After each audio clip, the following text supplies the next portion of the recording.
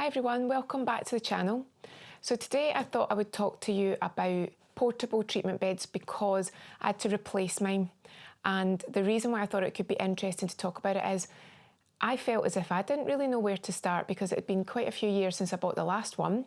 It was super lightweight and had all the mod cons, and at the time it was a good price for that style of bed, and it was not too far under £200. And again, that was to get the super lightweight, all the bits and pieces, and here you go, you're here now, you need to get a replacement. And I was thinking, what kind of prices, what do you get, what's changed in the market? And I found one that was under £100 and it looked quite fancy. So I've taken it out of the box, but I've not actually opened it. So this is it out of the box, never looked at. Let's see the type of bed that you can get that's portable, supposedly easy to put up and take down, supposedly lightweight, all the little extras. Let's see what you can get for under £100. So the first thing is it's got a nice sturdy protective case. It's got a good sized carry handle. I can see that you can adjust it here. I can see again you've got the supportive strap. It's quite thick. That's good to know because, now I'll be honest with you, it's good to know, but I probably wouldn't use that because I think when it's too much weight on your shoulder it can be uncomfortable. However, if it doesn't have an actual handle, then I'll have to use this.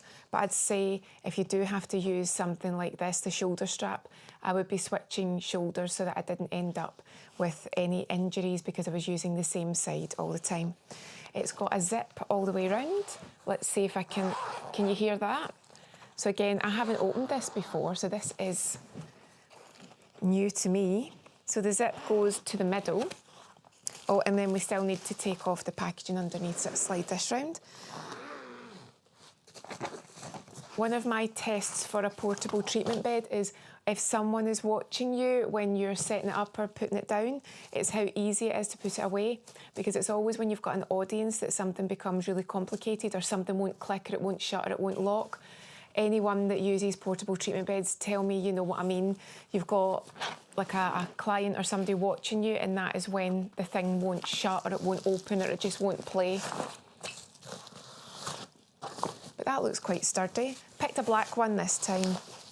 So what I'll do is I'll continue taking this off and then I'll take off the bubble wrap and we'll see what we're dealing with next. And I've turned it round, and as you can see you've also got the space, so if you're lying on your stomach you can actually breathe, put your face there for comfort, but it's also got a few extra bits too, so I'm going to take a look at them and see how we get on. So let's put this bed up and see how it looks when it's fully in position. Now just before I put it up, I can see when you open it that it's also got the extras. It's got the little headrest, feels very spongy. This was also at the side too. I think that's, I don't know if that's to do with the extension for the head, so I'll find out what that is in a sec. It also had the instructions. Now there's something in here, so it's quite good that these things obviously go in when you're finished with them. So that's where they sit. Yeah, I think this has got something to do with either you can lay the hands, instead of not knowing where to put the hands, or the face, there's certain bits that you can actually assemble to the edge of the bed, so we'll find out what that's for. And what have we got here? Again, I think these are two parts that are to do with either the hands or the head. It's different positions so that someone doesn't feel as if they don't know what to do with their hands or their arms when they're lying on their stomach. So let's put this together and see what we're dealing with. But so far, you get a lot for your money. I didn't get all of these extra attachments with the last bed, so I'm intrigued to see how they all work and how they all fit into place. So let's put this bed up. So you've got your instructions that tells you everything you need to know about assembling the bed and taking it back down again.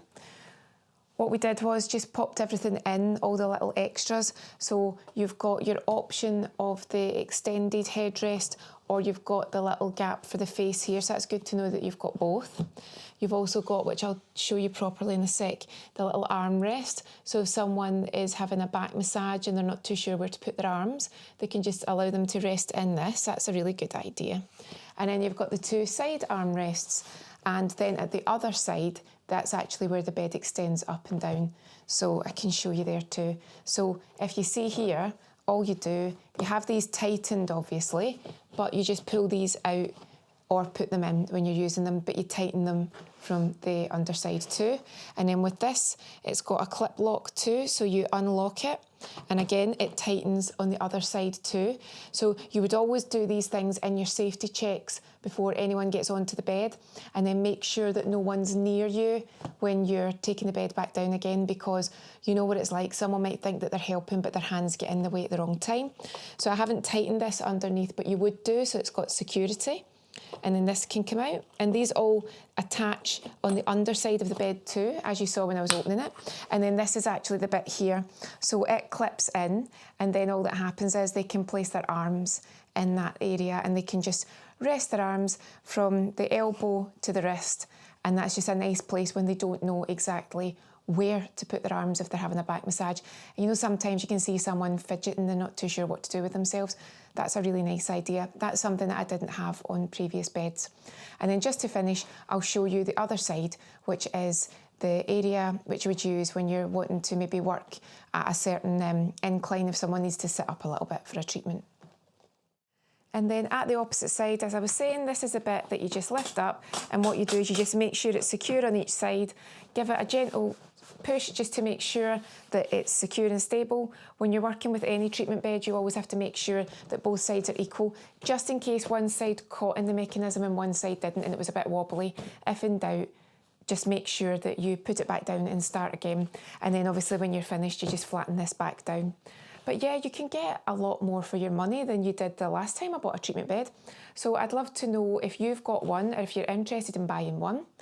There was so much to choose from that I didn't know where to start, so I just thought, right, this one looks like it knows what it's doing. I suppose like everything though, you could spend an absolute fortune if you wanted to, but I thought round about 100 would be a good price point for me, because I don't work specifically in the industry the way that I used to, but I did need a treatment bed.